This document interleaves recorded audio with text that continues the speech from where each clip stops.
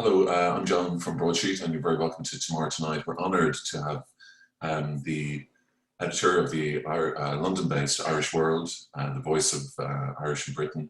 Good evening, Bernard. Good evening, John. It's always a pleasure. Always a pleasure.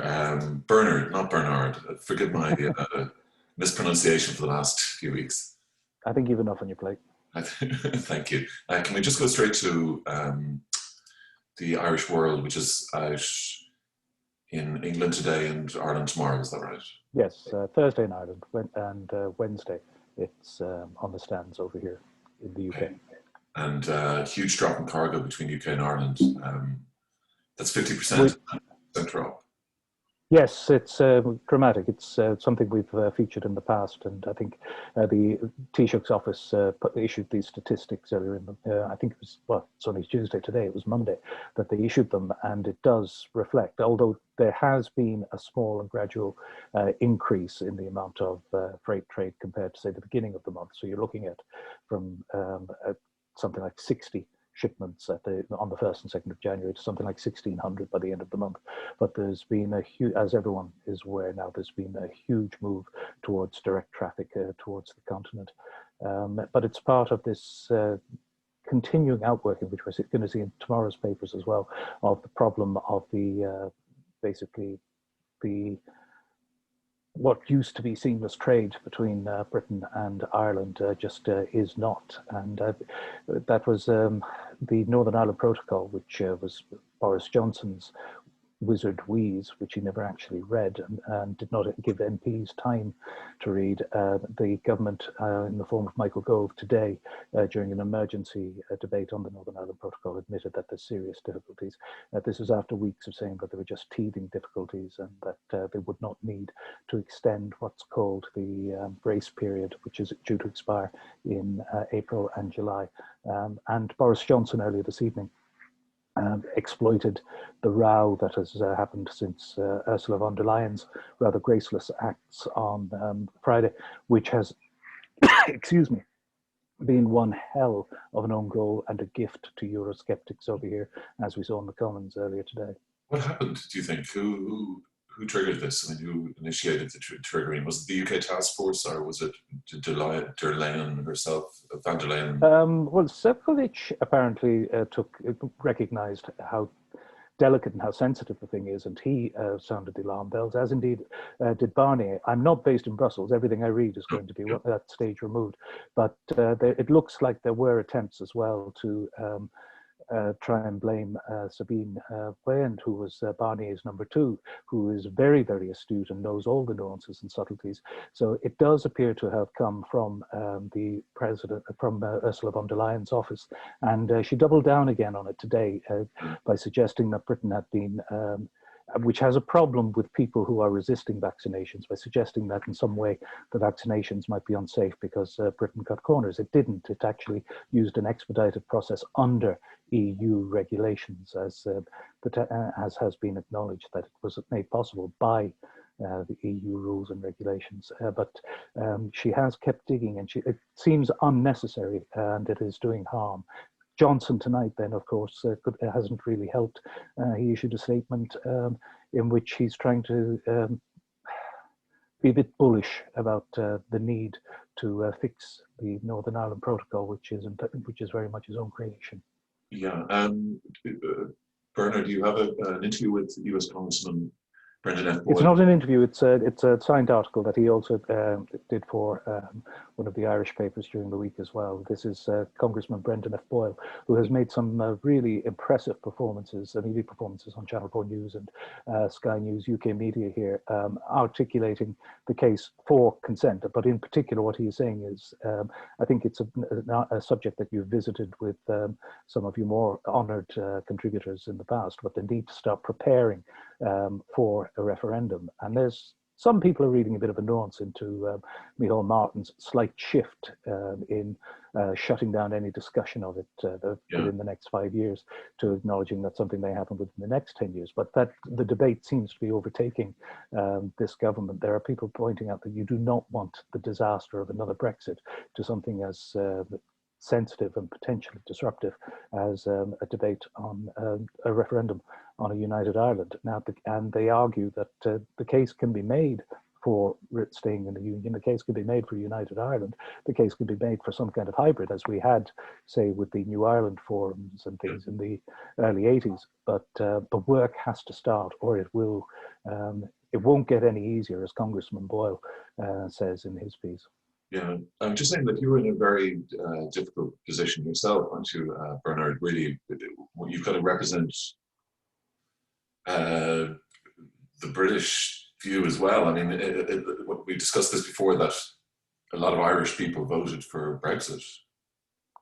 Not as many, not amongst our readership. There are some, but even it's quite clear that as Irish people become quite successful in business and the like, they tend to vote more towards, say, the Conservative side. You'll find an awful lot of wealthy Irish Tories over here who do support their policies. But when it came to Brexit, they didn't. So there were people who were very, very gung-ho for the Conservative Party in the elections, but as you had within the Conservative Party, but a lot of those people have been purged under Johnson's leadership. But by and large, I mean, our readership has pretty much overwhelmingly been in favour of, has only seen benefits from Britain being in the EU in terms of the relationship between Britain and Ireland, because it took a lot of the bad stuff and a lot of the bad behaviour from the bigger neighbour disappeared once people got used to Ireland sitting at the top table with the other big countries, and they found more common ground, and freedom of movement made a huge difference.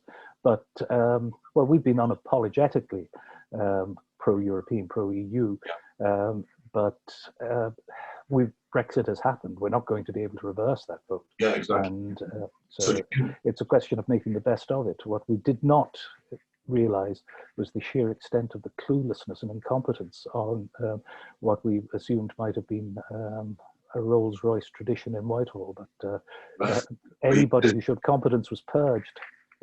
Yeah, okay, but you didn't really give them a chance either. I mean, Bernard, I mean, it's been 5 years. We've been for 5 years for a referendum that was held in 2016. Yeah. We were running front pages in 2015, warning that about the difficulties in Northern Ireland.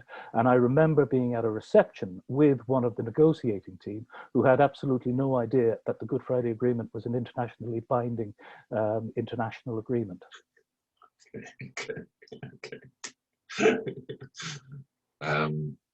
The Irish Examiner, Bernard tomorrow, statement is crucial 12-day gap to vaccinate nursing homes. This is kind of old stuff, really, isn't it? Yes, I mean, I think there might have been a tendency to think that, oh, well, the initial concerns about the nursing homes, we've weathered that storm, but it does look like and I can't speak with any expertise on what's happening in Ireland other than what we see, and we report back to our own people. But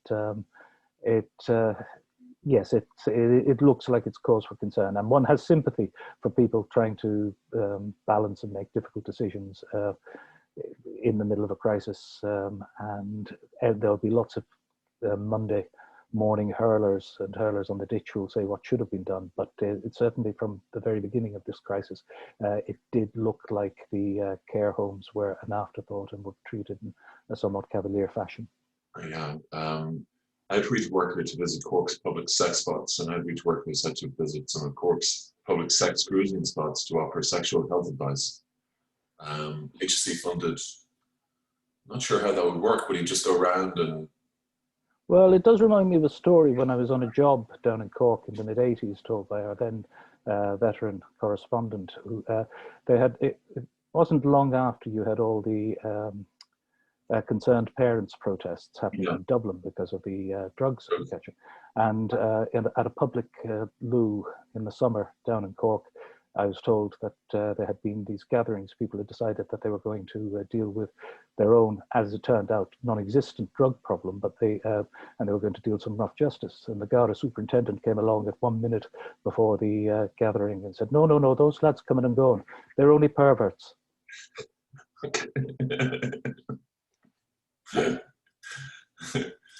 That's good.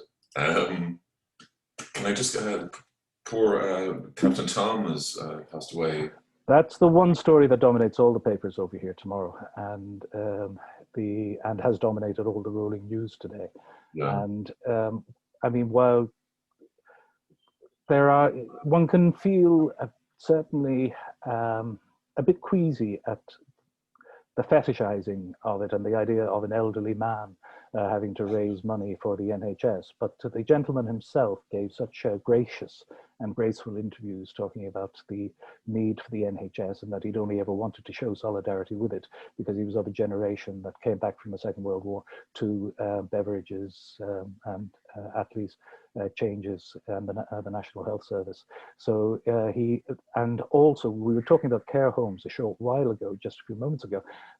He was also a living riposte to those people who were quite happy to say, "Oh, well, it's only a disease that kills old people," because he showed vitality and dignity. He was unfortunate in that when he caught pneumonia, and the drugs he was on for pneumonia meant he could not receive any of the COVID treatments that have been developed. So there's a kind of cruel irony in that, and some people are trying to put two and two together and make five out of the fact that he had a Christmas trip to I think it was the Caribbean, and as a guest of British Airways, but it had been on his bucket list, and that few would deny the man dignity and the tributes that he has received today. What age was he? 90? He was 100. He would have been 101 later this year. Okay. Well, that's a pretty good life. I mean, and he seemed to have packed a lot in. Extended grace period for traders in Northern Ireland, Cisco. This is what you were talking about, Bernard. Absolutely, and it's also the lead in the FT tomorrow as well. And you really do know that the Commission and President von der Leyen have put a foot wrong when Michael Gove and the DUP, well, to a lesser extent, maybe not so much the DUP, in the House of Commons earlier today, actually made sense and had reason on their side, and that their action had united every single party in Northern Ireland, every single party on the island of Ireland, and every single party in the House of Commons. But perhaps there could be some good out of it if it means that they are admitting for the very first time that they aren't minor teething difficulties. There are serious structural difficulties. It's not the fault of the protocol. It's a direct consequence of Brexit. It's a direct consequence of what Boris Johnson negotiated. But I mean, people, the DUP, who have been on the wrong side of this throughout, are now looking to see if they can actually dismantle it, which I think you will find there'll be tremendous resistance in Downing Street to that. And I think people are beginning to look closer at the deal that they were not given the time, or the protocol that they were not given the time to examine under the regime of Cummings and Johnson.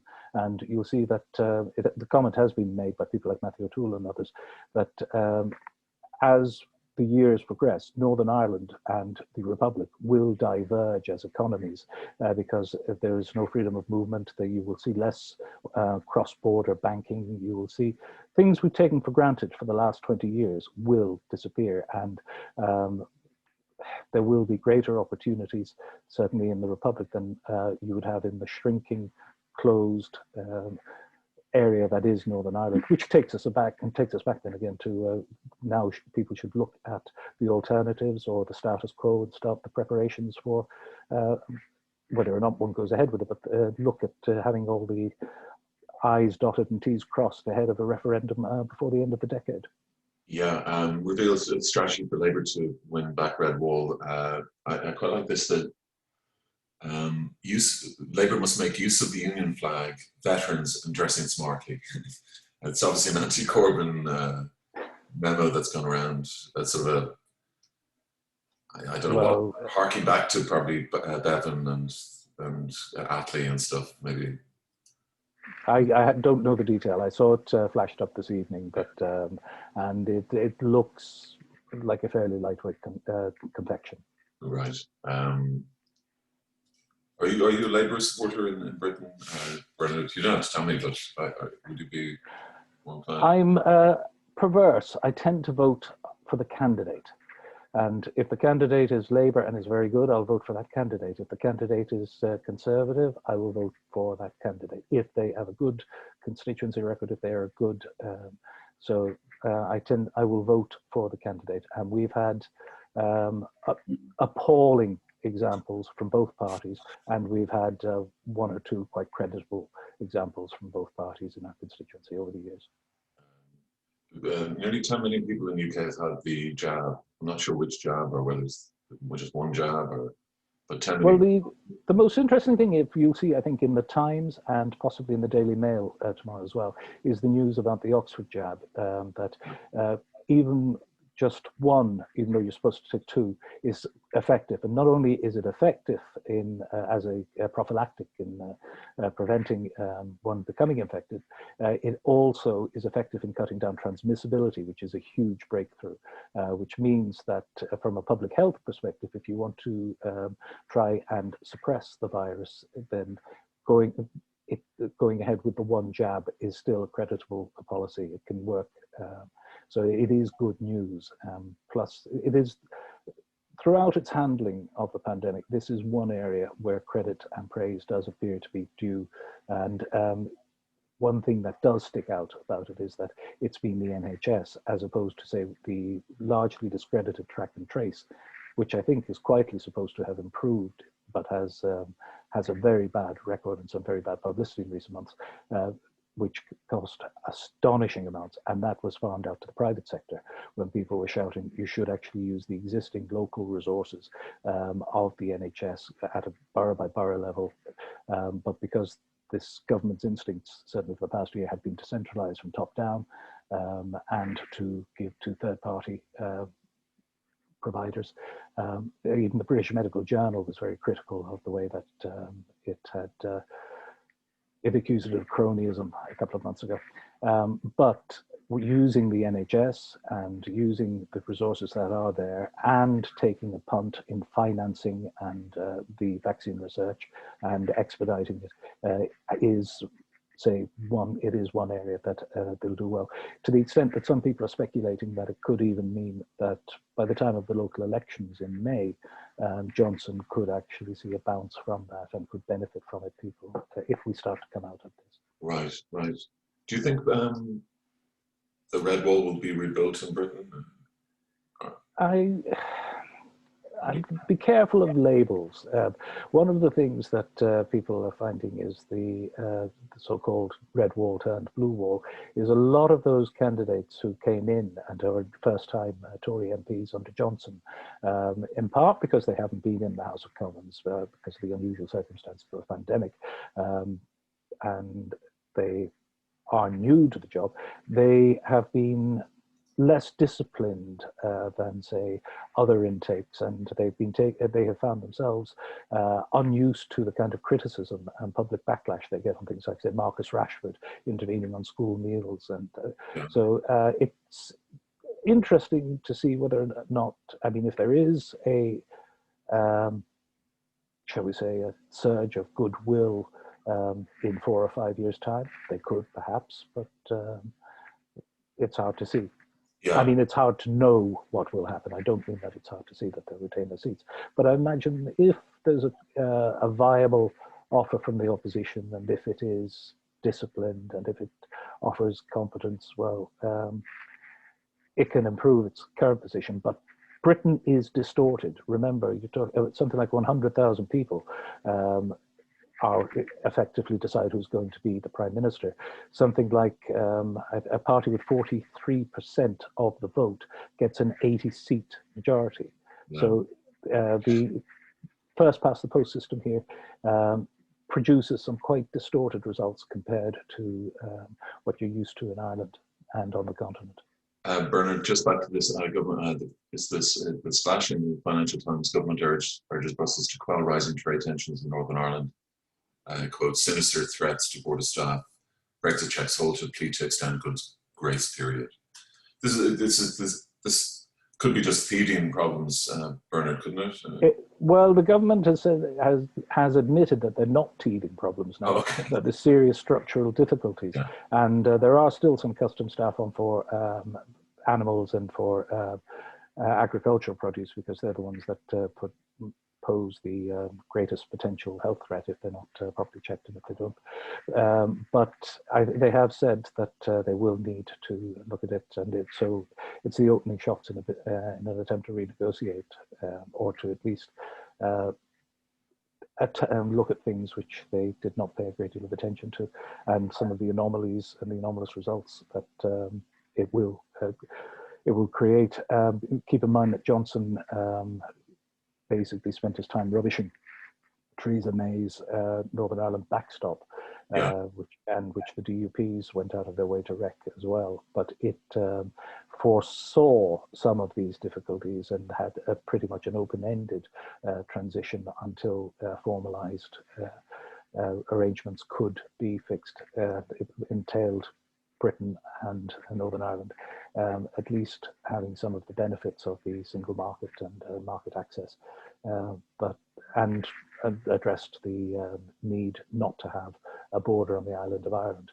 But Johnson used that to basically push May out of office and to assume the leadership. And the DUP were useful idiots in that exercise, and they're licking their wounds since then, feeling used and unloved now that their utility has passed. Although it must be said that Michael Gove was quite solicitous and courtly towards them in the House of Commons earlier today. Some very good news, Bernard, in the Evening Echo. Plans to build 67 apartments on lands at Besborough have been refused by Cork City Council. Besborough was a mother and baby home and is believed. Yes, we discussed it a couple of weeks ago. Yes, it would be. I think it should be possible to find a solution to that dignity. Yeah, I was looking into it in terms of sonar equipment. They're very sophisticated now in terms of finding, bodies, skeletons, remains. Bernard, well, if they found Richard III in a car park in Leicester, I'm sure they can find remains more recent than that. Brilliant. Are you well in yourself, Bernard? Just generally, how are you dealing with all the lockdown and it's look, there's plenty of people who've lost their lives. There's plenty of people who have lost their businesses. It would be churlish. People do find themselves slightly under pressure, and but I mean, on this, behind that, my curtains there on the street, there's a testing centre in the car park down the way, and the local clinic has become a vaccination centre for the last week. All the ordinary shops are closed. Supermarkets off licenses, hardware stores, pet shops, they're open. But it's quite clear that certainly alcohol is deemed to be essential by the powers that be. So. Yeah, well, it's Britain. I mean, I think the same applies in Ireland, isn't it? I mean, Yeah. So we saw that I have a friend in South Africa, and he said that when they shut that down, it caused all sorts of difficulties. So I think there's a tacit recognition that it maybe works as a bit of a safety valve, and that people who might otherwise go to shebeens or to. I'm not quite sure what the rationale of the logic is, but but I would imagine that it causes fewer difficulties to leave them open, and it would be hypocritical of me to complain about that anyway. Bernard, thank you very much, and hopefully we'll see you next week. Absolutely, it's always a pleasure. And the Irish World is on sale in Ireland tomorrow, and on sale in Britain. Thursday in Ireland. Thursday in Ireland, yeah. And we're very grateful for our reader there. Well, I'm a reader. Bernard, thank you very much. Thanks so much. And thank you, everybody. We'll see you tomorrow night. Bye now.